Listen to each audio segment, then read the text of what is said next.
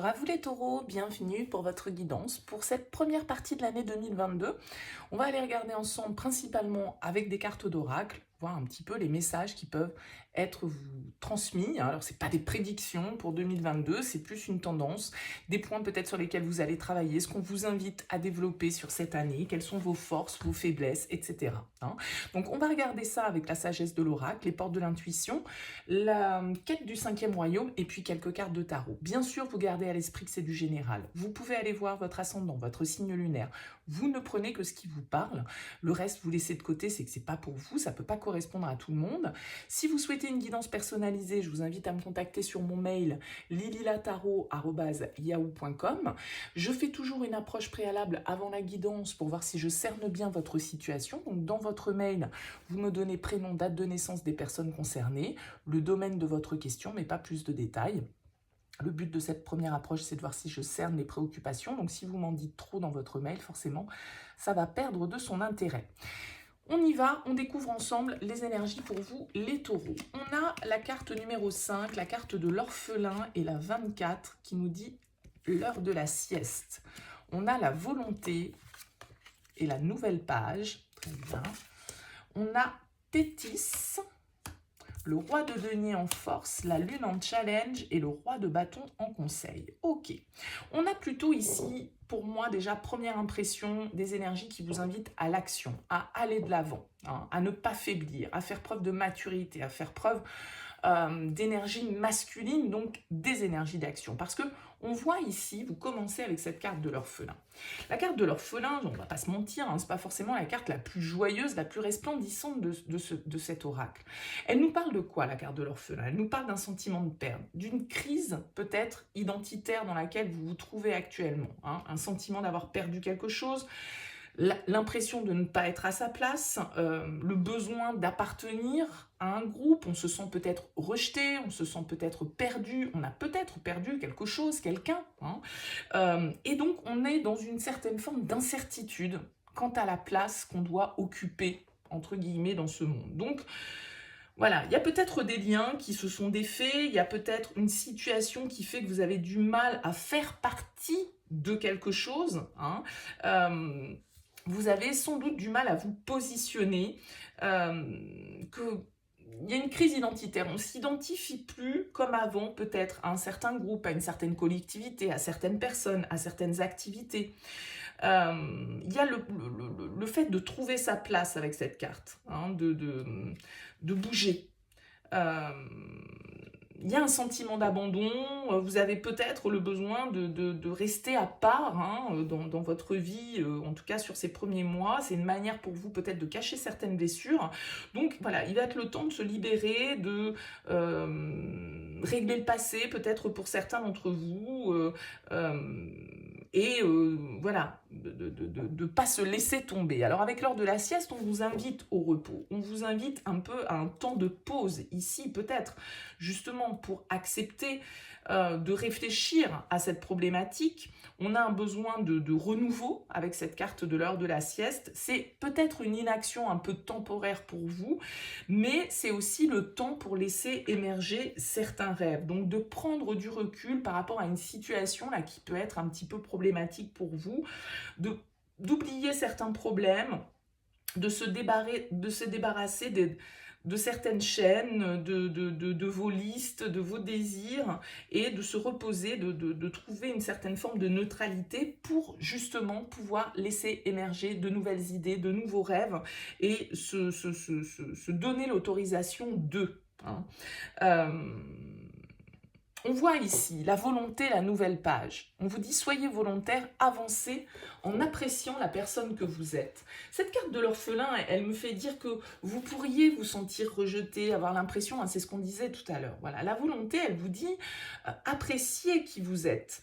N'ayez pas peur de vous montrer peut-être aussi tel que vous êtes.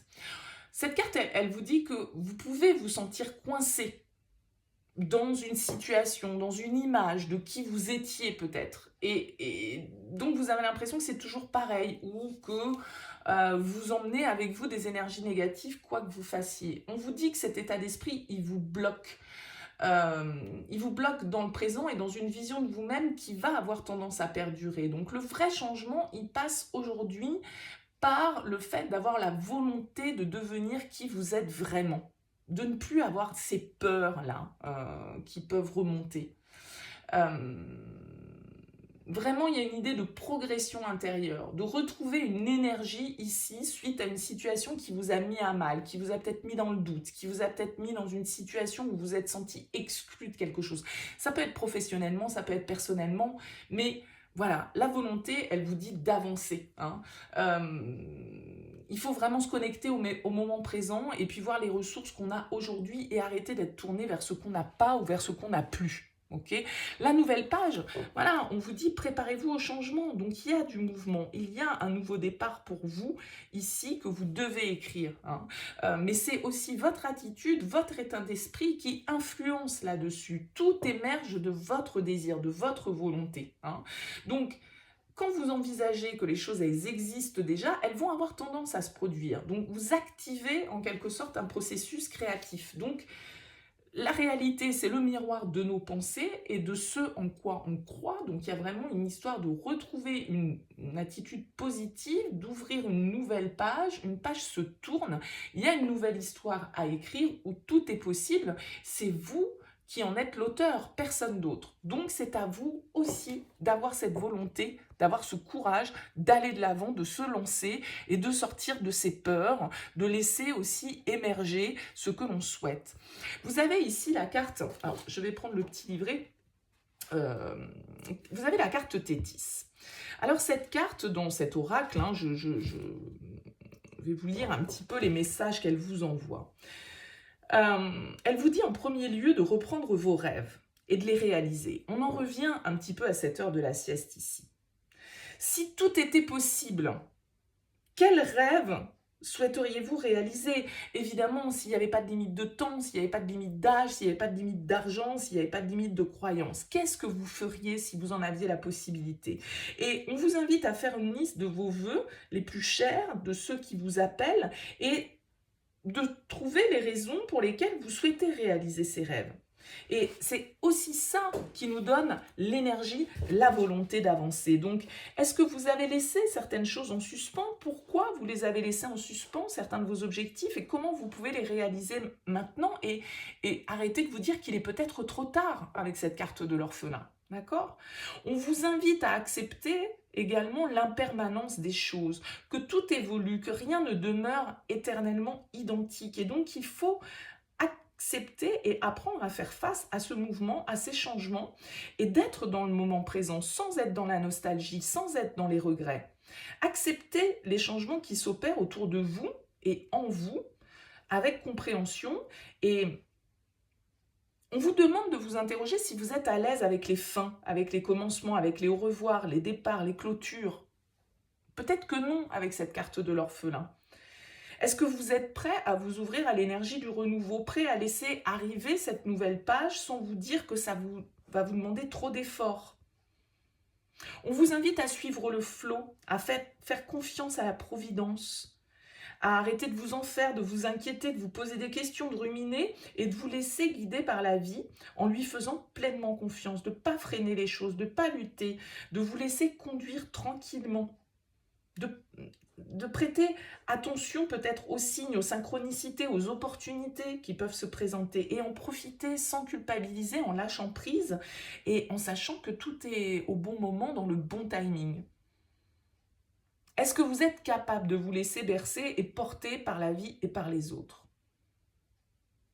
C'est la question que vous invite à vous poser cette carte et c'est peut-être là-dessus que vous allez travailler. Alors, on voit avec le tarot que votre force, ce qui va vous aider, c'est ce roi d'épée ici. Alors, le roi d'épée, c'est quelqu'un de très mature. Vous avez 2 rois dans votre tirage, c'est pour ça que je vous disais, vous avez des énergies masculines d'action. Le roi d'épée, il est très juste. Si c'est en force chez vous, ce roi d'épée, ça veut dire que vous avez une capacité à communiquer, à voir les choses clairement, à réfléchir intelligemment, à voir les choses telles qu'elles sont et à faire preuve de sang-froid, à faire preuve de rigueur, à faire preuve d'analyse, de logique. Alors, bien sûr que ce roi d'épée, il doit utiliser son mental à bon escient parce que vous avez le roi de bâton en conseil. Moi, je pense que on vous invite avec ce roi de bâton à apporter peut-être un peu plus de nuance à ce roi d'épée qui peut être du coup un peu déconnecté des valeurs émotionnelles. Ça ne veut pas dire qu'il est malveillant, mais ça veut dire qu'il peut être un peu froid, un peu dur, un peu catégorique, un peu inflexible. Même si, évidemment, il nous apporte son bon jugement. Simplement, avec la lune en défi, je pense que c'est vraiment, justement, ça c'est vraiment la partie féminine, hein, la lune, c'est les émotions.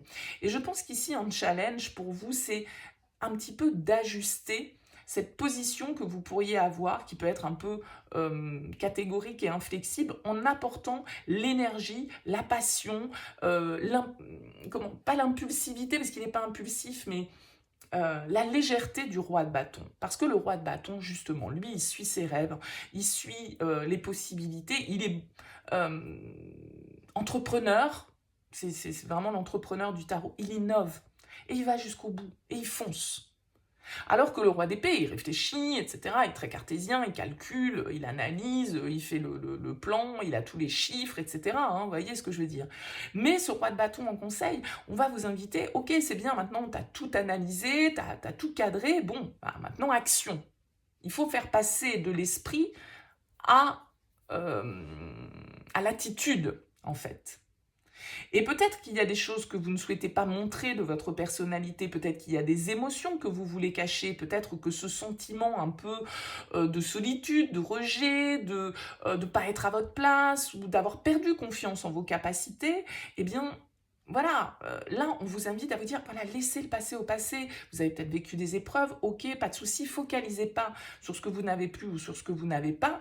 Avancez, voilà, écrivez une nouvelle page, soyez sûr de vous, vous avez la bonne analyse, simplement apportez-y peut-être un petit peu d'émotionnel, un petit peu plus de douceur peut-être, mais et l'énergie, je dirais, pour être dans l'action. Parce que vous pouvez avoir beaucoup réfléchi à quelque chose, là on vous dit, bah maintenant, va peut-être falloir vous lancer. Hein. Et pour ceux qui pourraient avoir perdu quelque chose ou quelqu'un, un emploi, une relation, là il va s'agir, on vous dit, c'est dans votre pouvoir de faire avancer les choses.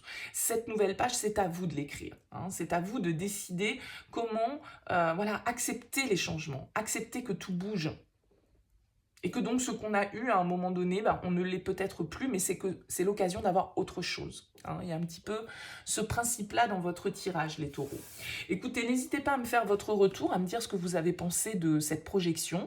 C'est un tirage rapide, hein, bien évidemment. Le but, on est quand même sur du général, donc je trouve que c'est un peu inutile d'y passer trop de temps. Mais bien évidemment, votre avis est bienvenu sur ce type de format. En tout cas, merci pour votre présence sur toute cette année. Merci de votre soutien, de vos abonnements, de vos commentaires, de vos likes, de vos sollicitations. Merci à vous infiniment. Je vous souhaite une très belle année 2022. Et puis, je vous dis à très vite, bien évidemment, pour les guidances mensuelles.